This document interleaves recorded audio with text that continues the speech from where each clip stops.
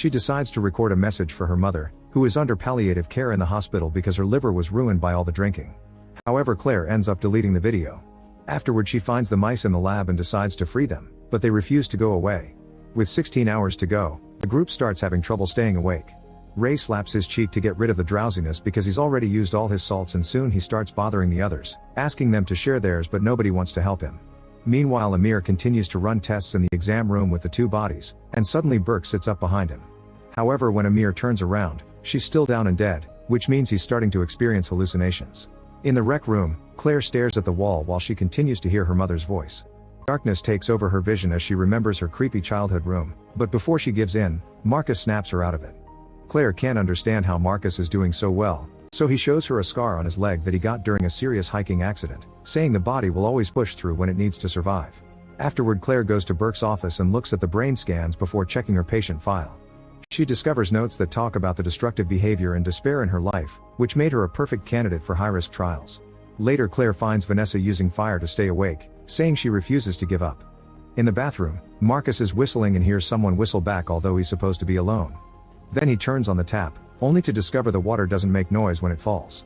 It isn't until he turns it off that he finally hears the delayed noise. When he knocks on the mirror, the same happens. The sound arrives a few seconds later.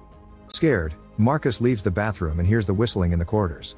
He starts wandering around yet doesn't see a single person, and when he makes it to the front hall, he's shocked to see the door opening.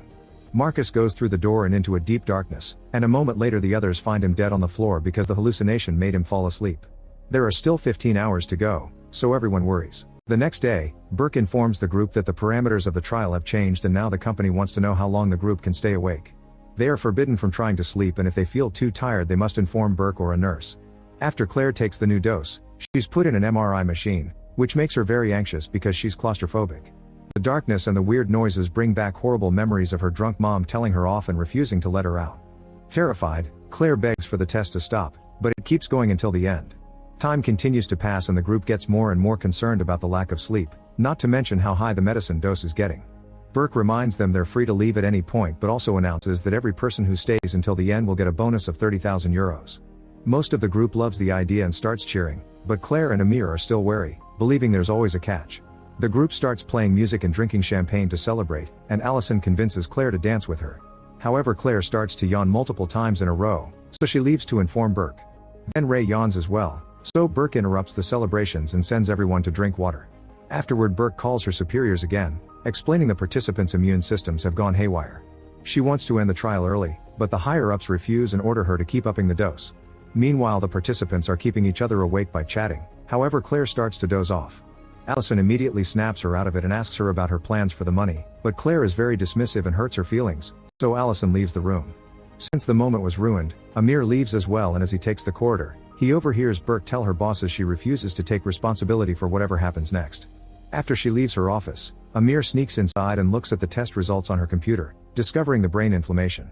Horrified, he copies all the files in a flash drive. Back to the group, they're watching TV when the screen suddenly starts failing. Claire notices Allison sitting on her own and approaches her to apologize, only to discover she's fallen asleep. At that moment, Allison starts bleeding from her eyes, nose, and ears, then she has a seizure. Her body falls to the floor and her eyes become bloodshot as she pukes, and after lots of shaking, she dies.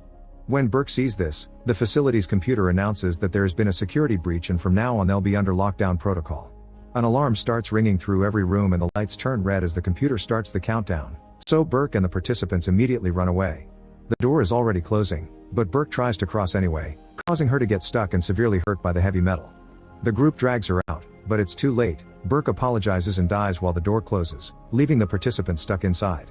The clock on the wall resets and now counts 24 hours before the lockdown ends.